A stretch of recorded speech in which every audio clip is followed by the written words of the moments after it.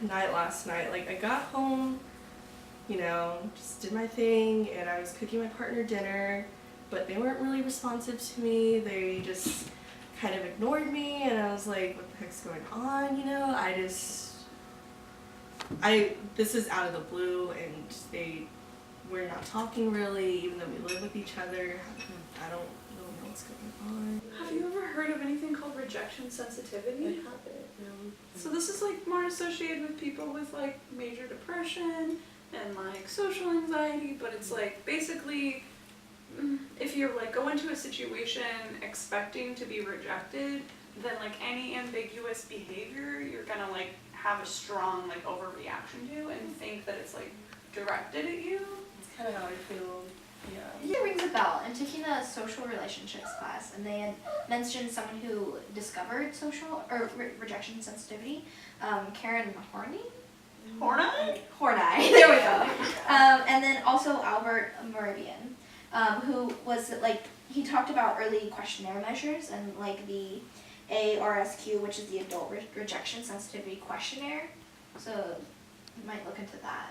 Yeah, no, that, we actually been talking about that in my research methods class, like different ways of studying a bunch of different stuff in the ARSQ, like, Yeah. we talked about that, and we actually did look at the, like, beginning study on rejection sensitivity that you were talking about, and it was, like, in the 60s, and it was these two researchers, Downey and Feldman, and they, like, did a bunch of studies across a bunch of different times, and, like, you know, in the beginning, they kind of were, like, operationalizing what rejection sensitivity was, like trying to figure it out, which I thought was cool.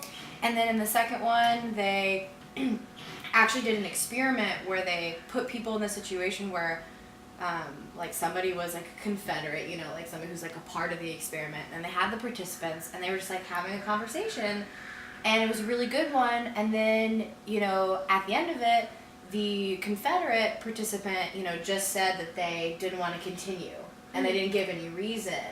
And so people who, like participants who had kind of indicated on a previous assessment that they were like higher on those levels of rejection sensitivity, actually like reported feeling rejected, even though that Confederate person didn't say, I don't want to continue this experiment because of them. They're just like, you know, this sort of ambiguous emotional situation that they took as like a negative like intent, you know, kind of like how your partner wasn't really responding to you, kind of like an ambiguous emotional situation. Pretty much. But yeah, they did find that like there is a relationship between like people who have like insecure attachment styles. They're more likely to have the social or rejection sensitivity like levels. So there's a bunch of different factors, but yeah, it's kind of all related. Interesting. Yeah. Nice.